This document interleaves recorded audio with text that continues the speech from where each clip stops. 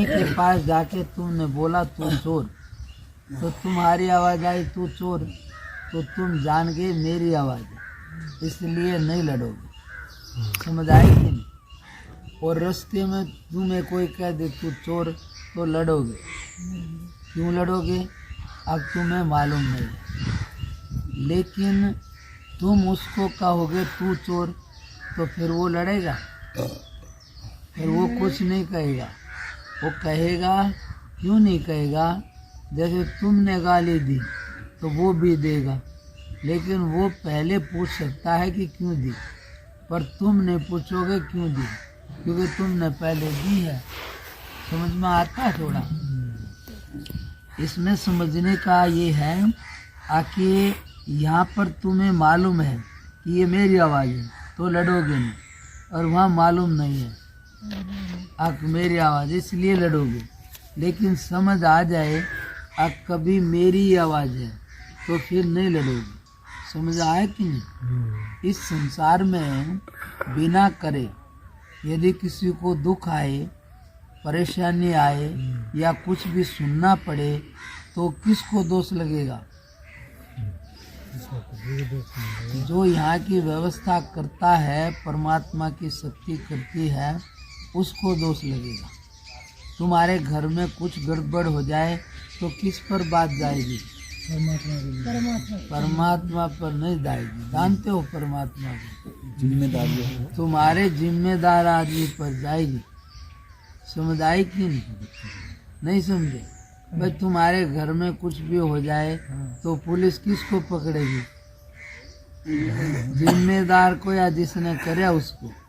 समझ आया कि नहीं? कि परमात्मा को पकड़ने जाएगी। हैं? समाज के लोग परमात्मा को कहते हैं, परमात्मा ने बुरा कर दिया। नहीं, दोषी भाई देखो, जो तुम है समझो, किसी ने करा। अब तुम्हारे ऊपर बात आएगी कि पड़ोसी के कुछ होए तो तुम्हारे पर आती है? बोलो।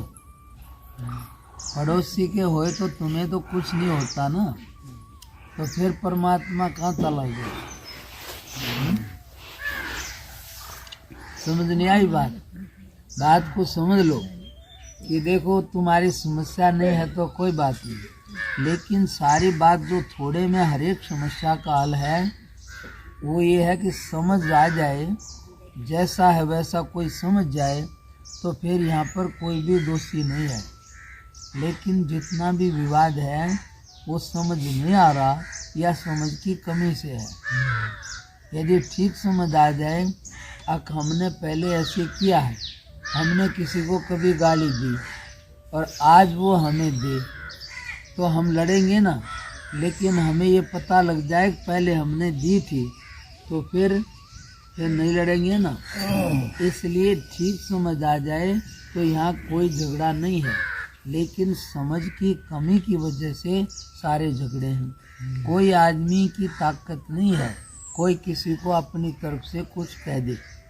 यदि बिना करे किसी को दुख आ जाए तो किसको दोष लगेगा? जो यहाँ की व्यवस्था चलाता है, करता है, करती है। समझ आया कि नहीं आया? इसलिए पूरी संसार की व्यवस्था परमात्मा की शक्ति से चलती है, उससे कोई भी चीज़ छुपी नहीं है। समझ में आया? इसलिए उसको मालूम है कि इस आदमी ने कब क्या किया है, इससे सारा चलता है। अब उसके सामने पूरी फोटो फिल्म है, लेकिन तुम्हारे को मालूम नहीं है, इसलिए तुम कहोगे ये खराब है, ये अच्छा है। लेकिन तुम्हें पता लग जाए कि मैंने पहले ऐसा किया था, इसको दुख दिया था, इसको सुख दिया था, तो लौट के क्या आएगा? भाई जो तुम भेजोगे कुएं के पास, जो बोलोगे वही तो आएगा कि दूसरा आएगा?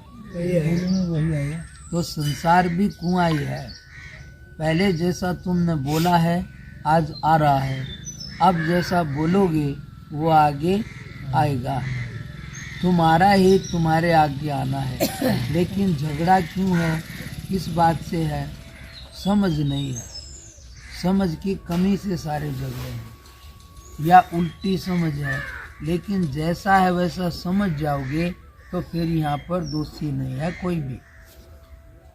लेकिन वो कहोगे ऐसा हो गया, ये कह दे एक आदमी जा रहा है, वो एक जगह से गुजरा, पहाड़ है, एक आराम से निकल गया, एक पर पत्थर गिर गया, तो किसने गिरा दिया?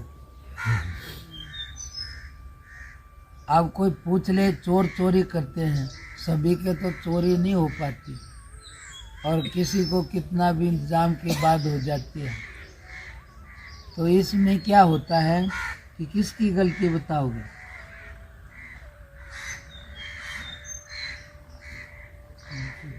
हैं? गलती व्यवस्था की होती है यहाँ, गलती चोर की है कि जिसका माल गया उसकी है? चोर की। तुम्हारे यहाँ जो बात है वो सही है, लेकिन जो परमात्मा का न्याय है वो क्या कहता है कि यदि बिना किए किसी को दुख हो जाए तो उससे परमात्मा के न्याय में दोष लगेगा। समझ आ गई? दूसरी बात, भगवान का नियम क्या कहता है, न्याय, कि गलती किसकी है?